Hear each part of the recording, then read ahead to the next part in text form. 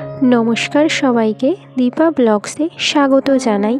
বাড়িতে সরস্বতী পুজোতে যে শাড়িগুলো দিয়ে ঘেরা হয়েছিল সেগুলো এবার খোলার পালা। কত সুন্দর লাগছিল না যখন এগুলো তৈরি করা হচ্ছিল। আসলে এরকমই তো হয়, সাময়িকভাবে মজা করে তারপর আবার যে যার কাজে ব্যস্ত হয়ে যেতে হয়। এই পুজো আসছে কত তোড়জোড়, আর পুজোর দিন এসে যাওয়া মানেই ব্যাস শেষ। পুজোর আগের দিন যারা ছিল কাজে, আজ তারা নয়, আজ অন্য দুজন এসব কাজ করে দিচ্ছে। অবশ্য ওরা করতে বেশ মজাও পাচ্ছে। এই দেখুন কি সুন্দর আসনগুলো গুছিয়ে রাখছে, ইটগুলো সব উঠিয়ে নিয়ে গিয়ে মাকে দিচ্ছে। মায়ের শরীর ভালো নেই, তাই এভাবে আছে মা। ওদিকে দেখুন কি করছে ও, সব বাঁশখুঁটি উঠিয়ে ফেলছে। তো দেখুন আমাদের সব কিছু কমপ্লিট। আজ এ পর্যন্তই।